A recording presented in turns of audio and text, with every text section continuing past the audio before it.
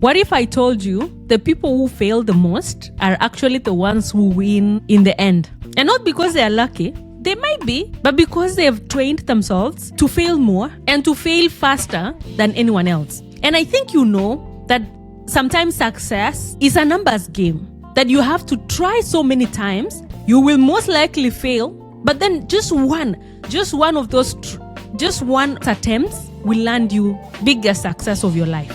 Today, let's talk about how failure could be the only way to success. And I'll be teaching you how to fail your way to success. My name is Gladys Ngatich, here on my channel and on Jia Inspire channel. I share inspirational stories. I share tools, lesson thoughts, ideas to help you if you are building something, if you are dreaming big, and if you want more in life. I will be sharing all these things to help you stretch more, to help you fail more, to help you build something meaningful, achieve more than you can even imagine, to challenge yourself more, to want more from life. If you are that kind of a person, you want to subscribe so you join our family and we learn and grow together. Did you know I read this somewhere from Stanford research? A psychologist from Stanford, Carol Dweck, did research on this thing they called growth mindset. And I'm sure you've heard about this terminology somewhere. Literally, that is a mindset of people who have learned to embrace failure as a feedback, not as something that stops them from trying again. And those people with growth mindset, they say, outperform those who avoid failure. The difference between people who end up achieving their dreams, stretching more, and getting the most out of life, mostly their relationship with failure. I have failed so many times in job applications. In fact, I'm very public about my failures. Maybe some failures I've not really shared here on the internet. I've shared about how I struggled to get a job that I wanted after undergrad and also after my PhD. I applied to so many companies, the companies that I really wanted to work for. I did not get in. I know the job application system is broken somewhere, but that wasn't it entirely. I feel like I could have done even more, like brushing my resume more so that it passes through the applicant tracking system. I could have networked more. Some of the things that I did not do, or some of the things that no one told me that they were very important in the job market, in landing jobs and landing opportunities, that you have to network with people. I did not do that. So I do not blame anyone for my failures. But even in my book, I actually listed in this book, Awaken Your Potential, I literally listed some of the job applications or opportunities that I applied around the time I was completing my PhD. But again, the fact that I did not get those opportunities kind of forced me to look at other options. And when I look back, I'm happy I did not get those opportunities, because the journey I'm on now, I feel like it was unfamiliar territory, something that I would never have considered. So for instance, I did a PhD, I did a postdoc, and then at some point I decided to pivot into management consulting. If you know anything about management consulting, then you know it's mostly a typical path for someone with an MBA. I do not have an MBA, but when that chance came, I was like, yes, sign me up. And we talked about saying yes and how saying yes to unfamiliar territories can, yes, trigger your brain to scream, but also can open a lot of new opportunities that you otherwise would not even consider. So anyway, I'm now learning to even see failure or rejection or things not going your way as a redirection. I don't know, from God, from universe, from whoever higher being you believe in. Sometimes that failure is just a redirection. That this is not your path, maybe this other one is your path, kind of thing. Even while I talk about management consulting, if you know anything about it, getting into these top 3 global management consulting companies, they call them MBB, McKinsey, Bain, and BCG. Getting into those companies is crazy. They have an acceptance rate of, they say, less than 1%. Super competitive. So when I applied in 2021, I failed. I did not get in. I applied to all 3, failed in all 3. But as you will learn during this episode, failing doesn't mean you don't try again. Yes, you can redirect, but also don't quit too early. Apply again. Maybe apply 3 times, 5 times. People even do 10 times. But the first rejection doesn't mean you stop and you move away. So I applied again in 2022, and that is when I got in. In this episode though, let me give you some practical tools to help you fail your way to success. Some of these things I've actually used. Number 1, you psychologically prepare and you make peace with the worst case scenario. Once you make peace with the worst case scenario, nothing will scare you because you've already made peace with the worst case scenario, and you will be ready to take on the world. You'll be ready to apply for that position. You will be ready to throw yourself in the deep end of the swimming pool because you've made peace with the worst case scenario. That if I drown, there is someone who is going to pull me out. And so for any situation, as you pursue your projects, your ideas, really sit down and think through the worst case scenario.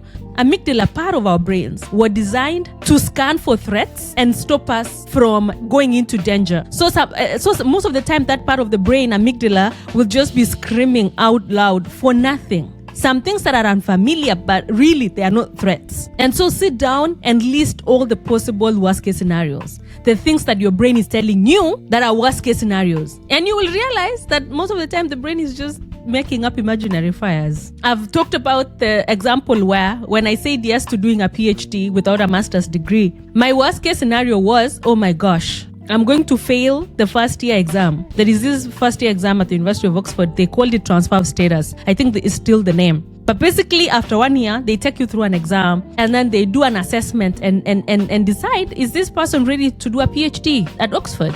If the professors think maybe not, then there were some options. Maybe you do one more semester and then try again, or repurpose your 1 year of probationary PhD into a master's. Guys, those were worst case scenario. But in my mind, I was like, my mind was like, you're doing a PhD. You do not even know what a PhD is. Are you able to do an Oxford level PhD?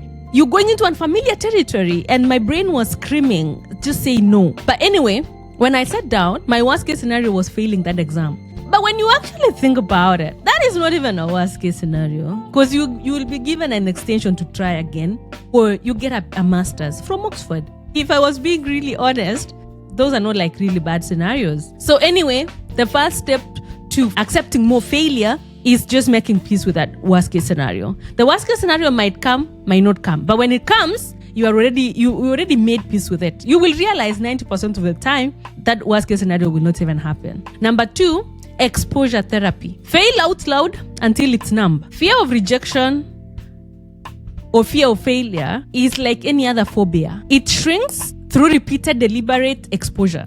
It might not disappear, but it will shrink, or your brain will not scream out loud the moment you see that scenario again. The goal isn't to stop caring about failure. It's to become a little bit desensitized about it. There is this story, and I want you to watch a TED Talk by Jia Jiang. This guy was terrified of rejection that he decided he was going to do something he called exposure therapy. And he documented online his journey to exposing himself to a lot of failures. He deliberately sought rejection or failure every single day for 100 days. He called it 100-day rejection challenge. Most people said no, but some said yes. After those 100 days, he concluded that when you are not afraid of rejection and failure, it feels like you have nothing to lose and amazing things start to happen. He actually wrote a book about it. And if you are paralyzed by fear of rejection and fear of failure, fear of criticism, this is the book you need to read. He said, rejection is someone's opinion at a particular moment, shaped by their mood, their circumstances, their culture, their lived experiences. And it's not an absolute verdict on you. So when you apply to that job and you fail, or you are rejected, it might not even be you. It might not be even your application. It could be just the application system they are using and what they've told the application system to look out for. And it doesn't mean you are not capable. Sometimes it's not all on you. So don't interpret it that way, that it's because of you. Number 3, reframe failure as something else. Like I have mentioned, I'm now learning when I fail, I don't like to fail. But then to just prepare psychologically for any failure that might come as a result of me putting myself out there, I tell myself, if I fail, then I'll just interpret this as universe telling me that's not your thing. Is that true? I'm not sure, but it's a way that I'm tuning my brain so that my brain is not scared of failure, so that it doesn't hurt me when that failure comes, so that I'm able to expose myself to more opportunities, to more challenges, because I have told my brain when a no comes, don't take it personally. it's not me. It might be me, but like I'm just manipulating my brain so that I'm not paralyzed and so that I try again more. Because failure has stigma even, I feel. It carries a lot of emotional weight. But if you call it a redirection, instead of saying failure, you say a detour, a milestone. If you call it something else, it will be easy for your brain to process. I don't know how other people do it. Maybe I'm not ready yet. They rejected me because maybe I'm not ready yet. And so you go and improve and come back. Maybe that is why J.K. Rowling was able to keep working on Harry Potter series even after 12 rejections. 12 publishers rejected her. Apparently, one of the publishers told her, get a day job. This is not going to work. Get a job. Don't try this. But over 400 million copies later, who doesn't know Harry Potter series? Just imagine if J.K. Rowling had lost hope when that first publisher said no. But for some reason, she just kept pressing on. Maybe she believed so much in whatever she was writing. And maybe that is what you need as well. Maybe you need to believe in what you are working on so much that you will just keep coming back, failure after failure, until you get a yes, until you get a breakthrough. J.K. Rowling said, it's impossible to live without failing at something, unless you live so cautiously that you might as well not have lived at all. So fail your way to success. Just keep failing. What other option do you have?